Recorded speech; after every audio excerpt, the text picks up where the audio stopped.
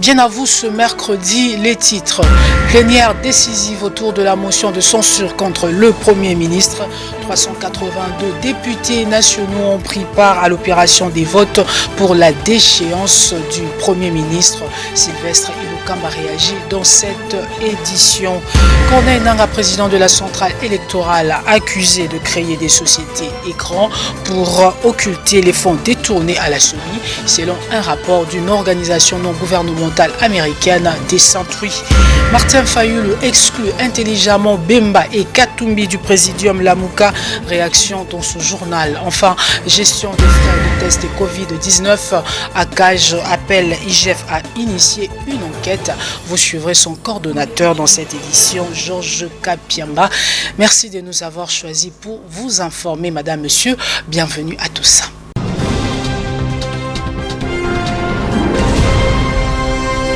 À l'Assemblée nationale, la plénière a tourné autour de la motion de censure contre le Premier ministre Sylvestre Ilukamba. La majorité des députés, soit 382, ont pris part à l'opération des votes pour sa déchéance. Suivez. Voici les résultats du vote de la motion de censure contre le gouvernement du Premier ministre Ilukamba Sylvestre. 367 députés ont voté pour la motion.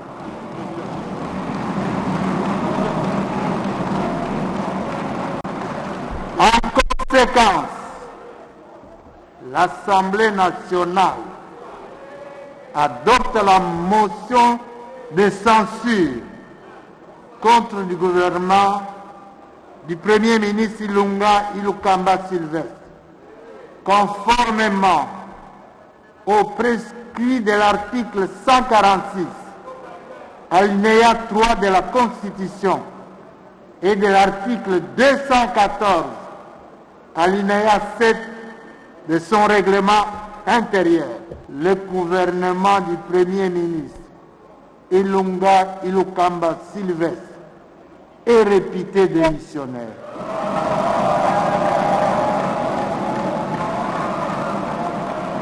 Le Premier ministre est tenu de remettre la démission de son gouvernement au président de la République dans les 24 heures.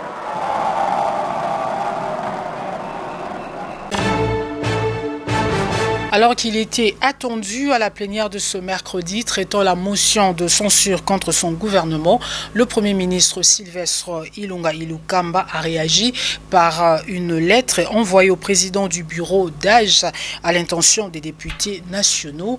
Philippe Vumpi pour le décryptage. Suivez. Une lettre aux allures d'une bombe où le Premier ministre rejette la faute au président de la République, Antoine Tshisekedi Tshilombo. Point par point, Sylvestre Ilukamba a répondu à toutes les préoccupations des élus nationaux coulées dans la motion de censure contre son gouvernement. Le programme de mon gouvernement, défini de concert avec le président de la République, est établi pour une période de 5 ans, c'est-à-dire la durée de la législation. Il serait donc biaisé de vouloir en établir le bilan général et de tirer des conclusions hâtives au terme de seulement 15 mois de son exécution, a-t-il rappelé. Du point de vue économique et même social, souligne-t-il, il y a toujours un délai de réponse entre le moment où les mesures sont mises en œuvre et le moment où leurs effets commencent à se manifester. On ne peut pas donc s'étendre à trouver des réponses aux problèmes réputés structurels dans un horizon conjoncturel, a-t-il regretté. Sur le plan économique, Sylvestre Ilukamba dénonce la gestion non orthodoxe des finances publiques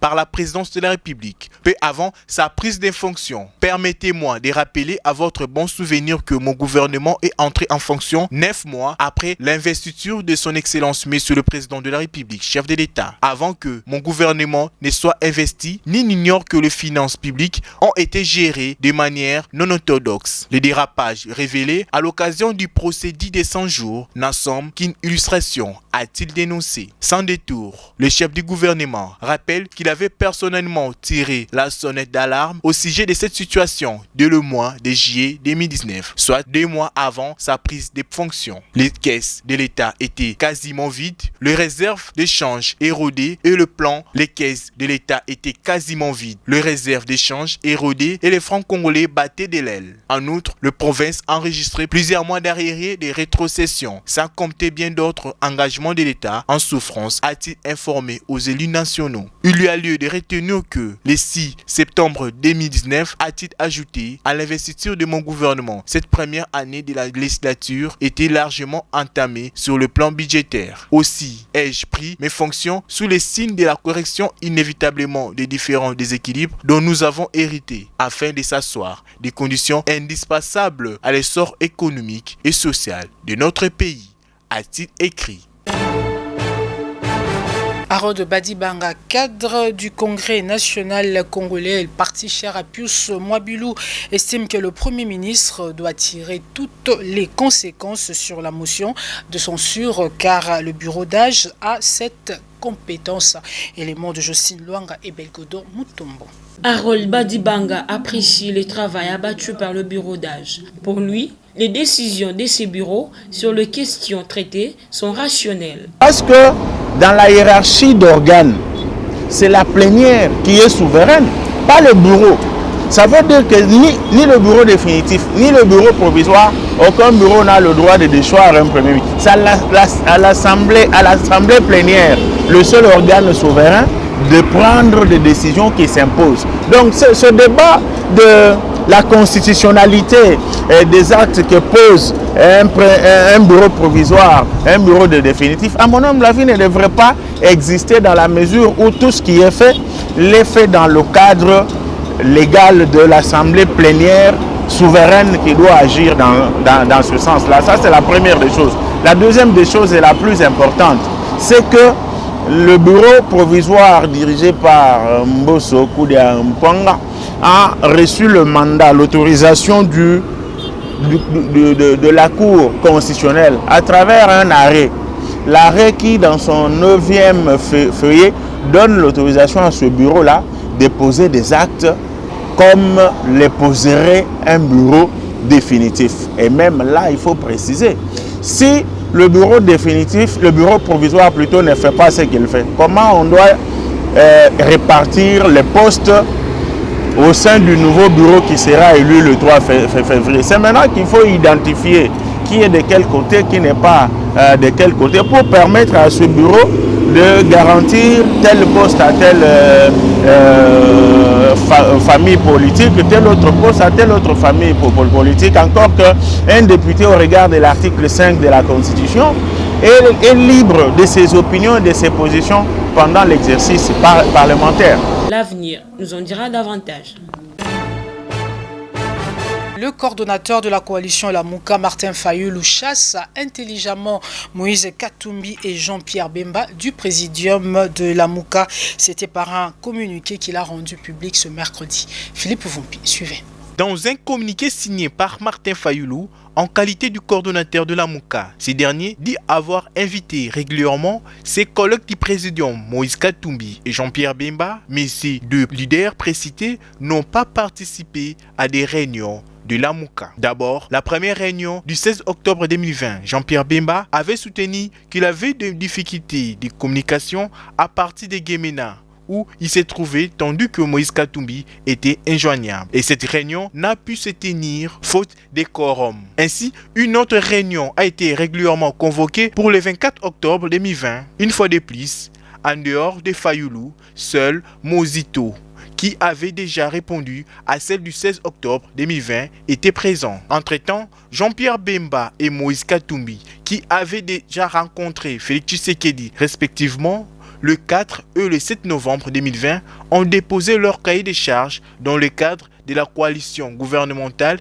FCC Cash élargie appelée Union Sacrée et Krimater Fayulu dans ses communiqués. Et Fayulu poursuit, leurs absences répétées aux réunions de la Mouka et leurs attitudes tendent non seulement à paralyser le bon fonctionnement de la coalition, mais aussi démontrent clairement le peu d'intérêt qu'ils accordent désormais à la coalition Lamuka. Bemba et Katumbi se sont activement investis et engagés dans la création de l'Union sacrée et se sont déliés de leurs engagements pris dans le cadre de la coalition Lamuka. Par conséquent, Bemba et Katumbi se sont écartés de l'objectif fondamental de la vision de Lamuka. Ils doivent tirer les conséquences qui s'imposent, conclut-il. Et en réaction, Devos Kitoko, secrétaire général de l'ECID et porte-parole de Martin Fayulu, estime qu'on ne peut servir deux maîtres à la fois.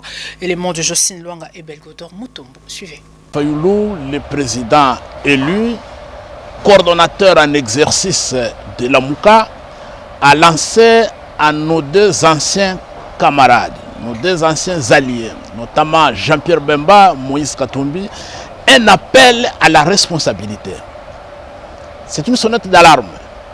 La responsabilité voudrait que chacun puisse s'assumer pour dire ce qu'il veut et ce qu'il fait. C'était ça le problème. Alors, bon, maintenant, ça dépend de la manière dont chacun va prendre ça, mais déjà, le porte-parole de Moïse Katumbi vient de passer dans les chaînes locales pour demander la dissolution de la Mouka. Et ça m'a un peu tiqué. Je me suis retrouvé dans une situation où, dans une famille, un des parents est allé jeter un enfant et l'autre l'a récupéré. Et celui qui a jeté l'enfant vient fâché pour dire pourquoi vous l'avez récupéré, nous devons le tuer. Et ça, politiquement et même sur le plan moral, ce n'est pas admissible. La Mouka, c'est une plateforme de combat politique qui s'est assigné les axes prioritaires, parmi lesquels le combat contre les antivaleurs, le combat pour un état de droit, la mobilisation du peuple congolais pour faire respecter les choix des électeurs. Et je crois que ce combat-là, quand on est fatigué de les mener, il faut se déterminer pour dire, chers amis, je crois que nous avons été ensemble et je suis essoufflé et pour moi, je m'arrête là, vous pouvez continuer. C'est très gentil et ce n'est pas la première fois qu'on peut remarquer ce genre d'aveu d'impuissance ou d'échec dans la Mouka. Je vous l'ai dit et je vous le répète, le coordonnateur en exercice de la Mouka n'a exclu personne. Il demande tout simplement à ses anciens alliés de se déterminer s'ils sont dans la Mouka, s'ils ne sont pas dans la Mouka, et de tirer les conséquences de leur participation à la création de l'Union sucrée. Guerre des postes au sein de l'Union sacrée de la Nation. Raphaël Ou, le secrétaire général du MSR, estime qu'aujourd'hui, le peuple congolais se rend compte du vrai visage de l'Union sacrée, non pas le peuple d'abord, mais le ventre d'abord. Élément de Justin Manyongo et David Binga. Suivez. L'Union sacrée n'étant pas mise sur pied, mais il y a des gens qui déjà sont en train de dire tel camp, tel groupe aura tel poste à l'Assemblée nationale, aura la primature, aura... Je me demande où est l'intérêt de la population. On appelle l'Union déjà sacrée affaire. Ils sont dans cette affaire. Ça veut dire que ce n'est pas pour le peuple. Le peuple n'y est pas. L'intérêt du peuple n'est pas là, même si l'on dit le peuple d'abord, c'est un slogan. Mais un slogan qu'on ne matérialise pas. Parce qu'aujourd'hui, lorsque vous venez à l'Union sacrée, peut-être pour dire que vous venez travailler pour le peuple, pour l'intérêt du peuple. Mais lorsqu'on vous dit que le poste que vous visez là, vous ne l'aurez pas, tout ce que vous dites dans ce cas-là, moi et les miens, nous nous retirons. Nous nous retirons de l'Union sacrée. Vous comprenez déjà la motivation des uns et des autres pour aller à l'Union sacrée. Ça veut dire que ce n'est pas pour l'intérêt du peuple. Joseph Kabila n'a pas dit aller à l'Union sacrée.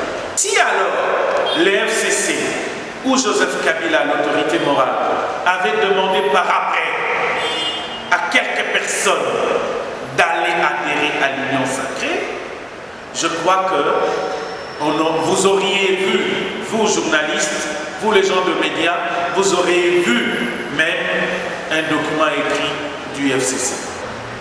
Quand ils vont mentir auprès du président Félix que l'initiateur du parti MSR, Joseph Kabila, l'autorité morale du FCC, avait demandé aux uns d'aller à l'Union sacrée et aux autres de ne pas aller, c'est un mensonge. Nous, au FCC, nous sommes conscients que nous pouvons et nous acceptons d'aller à l'opposition.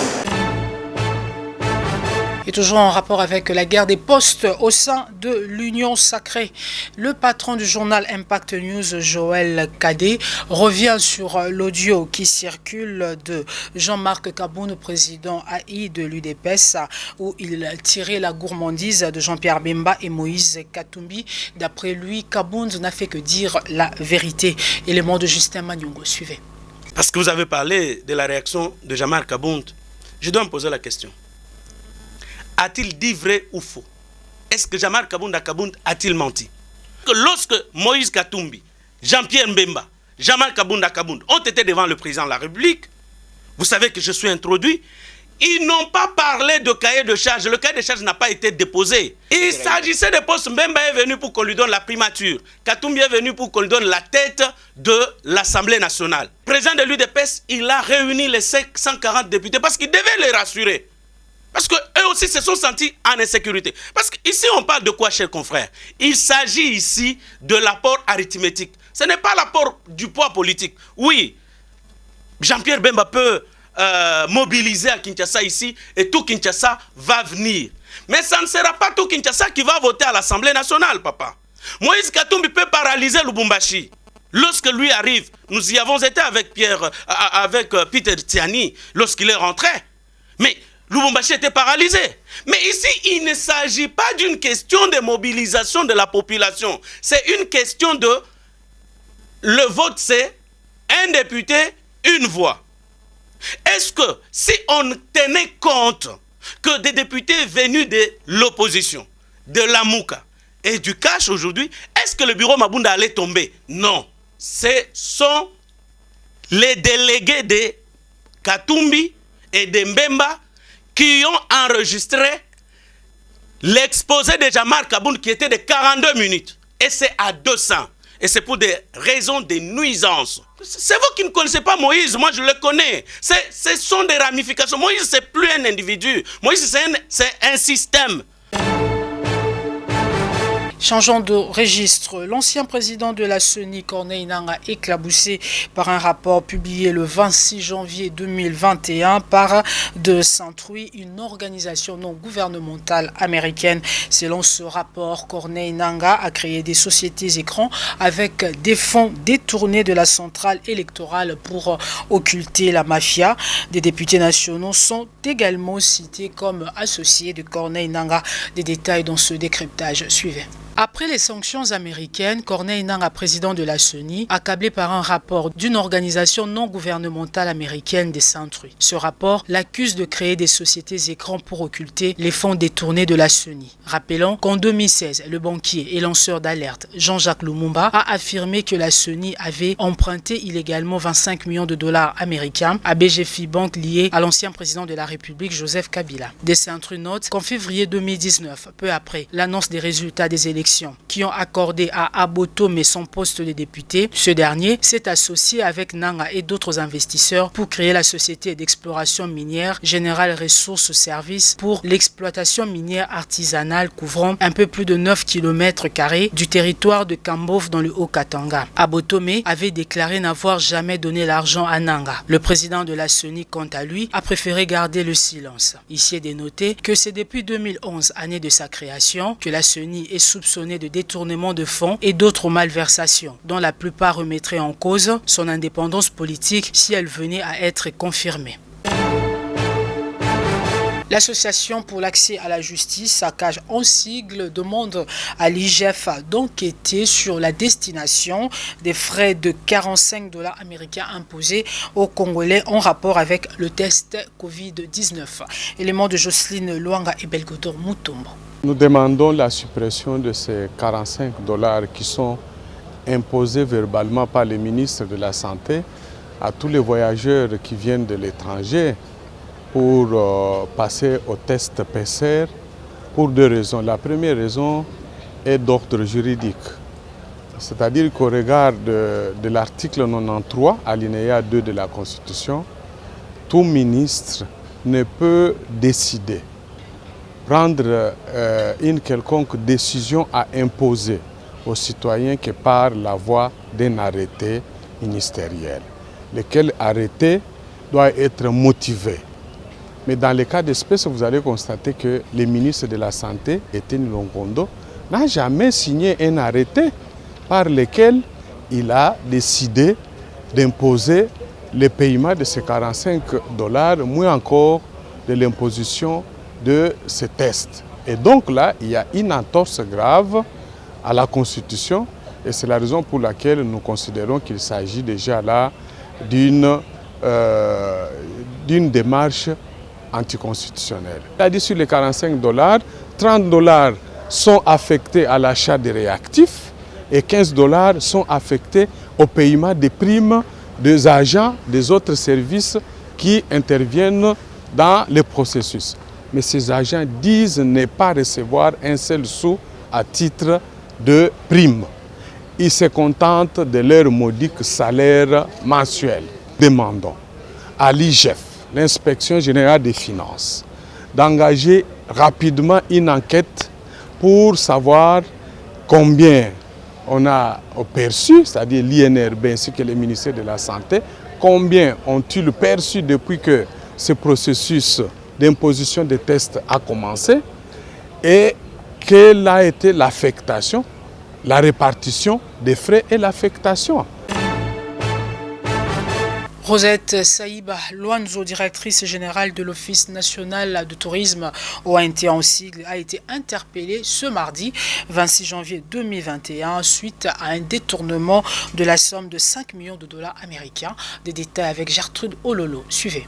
En effet, cette arrestation intervient après le passage des inspecteurs de l'inspection générale des finances, IGF, qui ont été alertés par les agents de l'Office national de tourisme, ONT, pour diligenter les enquêtes sur la gestion de fonds d'un prêt de 5 millions de $ américains contractés auprès d'Equity Bank. Cette enveloppe destinée à améliorer les fonctionnements de l'office aurait pris de voies obscures. Ces enquêtes consistaient à retracer les importants fonds levés, dégager d'éventuelles responsabilités, prescrire des réelles mesures de redressement et clarifier la situation patrimoniale de l'ONT. Il s'y est de rappeler que l'Office national du tourisme a pour objet de promouvoir le tourisme en République démocratique du Congo par tous les moyens appropriés. Il s'agit notamment de faire le marketing, la collecte et la diffusion de renseignements à l'usage des touristes, la production de supports promotionnels, les financements des installations touristiques des petites et moyennes catégories, le recensement, l'aménagement et la gestion des sites touristiques non classés. Justice à présent, l'ancien prisonnier sous régime Kabila et politicien Jean-Claude Muyambu a confirmé sa plainte contre Kalev Mutombo, agère honoraire de l'ANER. Élément de Philippe Vumpi et Jean Kiassi. Regardez. Parle de la justice où il est venu déposer sa plainte contre Kalev Mutombo, ancien patron de l'ANER. Le plaignant Muyambu accuse cet ancien administrateur général de l'ANER du traitement inhumain et torture pendant son emprisonnement à Makala et demande que la justice soit faite. Aujourd'hui, je suis venu, c'est pour confirmer ma plainte. J'ai été torturé par lui Et je suis même tombé malade. Même quand j'étais malade, on venait me prendre à l'hôpital, me ramener en prison militaire. Et aujourd'hui, nous sommes dans un état de droit. Et c'est tout à fait normal que je dépose plainte contre lui. Après ces bâtiments de la justice, Muyambo sera reçu par l'informateur Bahati Lukwebo. Nous sommes à l'hôtel du Fleuve. Nous avons amené 8 députés. Jusque-là, nous n'avons pas posé de conditions à l'informateur, puisqu'il est jusque-là informateur. Cette plateforme fait partie de l'union sacrée de la nation. Affaire Boukangalonzo, on en parle. Une enquête des journalistes avait contredit celle de l'inspection générale des finances. En réplique, l'IGF revient sur la scène avec des éléments réels et des chiffres. Suivez. La clochardisation du métier noble du journalisme ne doit pas pousser ses acteurs à soutenir la pieuvre financière. Les mêmes prédateurs de la vie économique en RD Congo, devenus miraculeusement des millionnaires, voire même des milliardaires en dollars, suite au détournement des deniers publics et la corruption. Sans répugnance, offrent de miettes, fruits de leur vol à certains journalistes qui se font passer pour leurs avocats. Qui dirait mieux à la sphère de contrôle et d'audit par rapport à l'inspection générale de finances, cette institution de l'État qui a toujours faveur dans la fouille de données même secrètes de finances publiques. La fiabilité et les fondements des conclusions de leur enquête ne peuvent faire l'ombre d'aucun doute. Et surtout pas à un groupe de journalistes affamés dont l'expertise accuse une nullité avérée. Une source proche du premier vice-président du Sénat, ancien premier ministre Sami Badibanga, regrette la publication de mensonges dans une parodie d'enquête journalistique télécommandée par les criminels économiques bien identifiés et épinglés par le crédible et sérieux rapport de l'Inspection générale de finances comme auteur important de la débâcle du parc Boukangalonzo. En effet, depuis que ces champions de détournement scientifique des deniers publics ont été mis à nu, ils tentent d'utiliser soit des ONG, soit encore des réseaux de journalistes sans scrupules pour tenter de se dédouaner. Monsieur Sami Badibanga a trouvé déjà des 185 millions de dollars américains décaissés par son prédécesseur. Des 105 millions de dollars américains avaient déjà été détournés avant même sa prise de fonction par les concepteurs du projet Boukangalonzo, bien connu de tous les Congolais.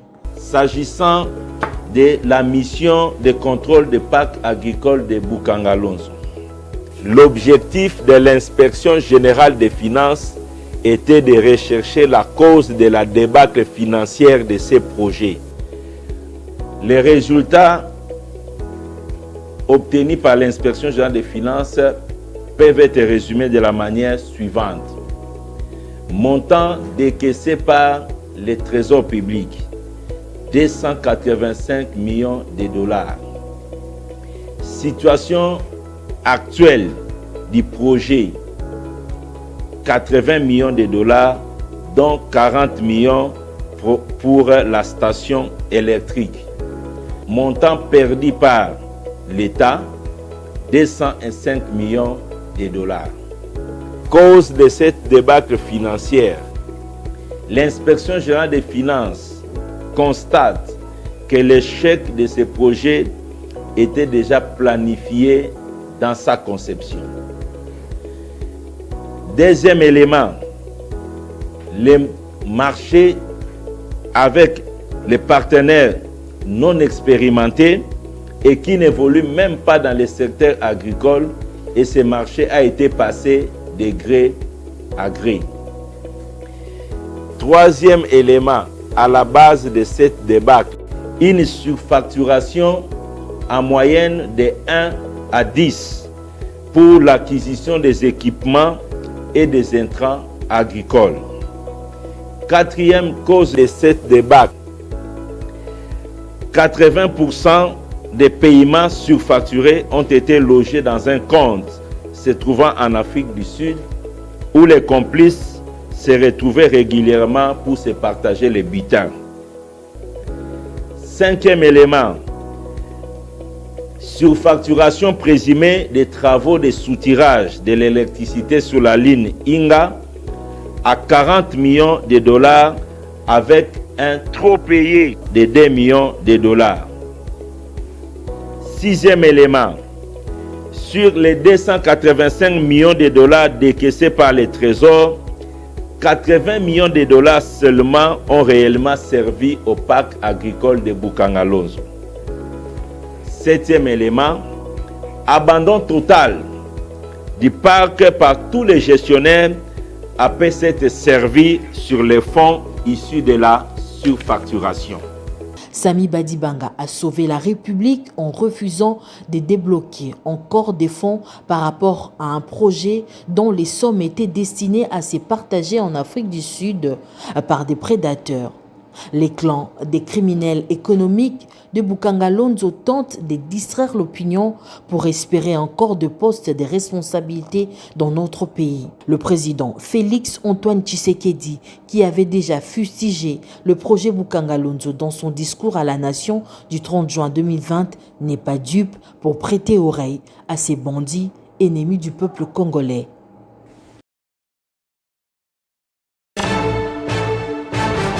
C'est ici que s'achève cette édition. Merci de la sympathique attention que vous nous avez accordée à l'Assemblée nationale ainsi que partout ailleurs dans le monde. Madame, Monsieur, ce journal est terminé. Au revoir.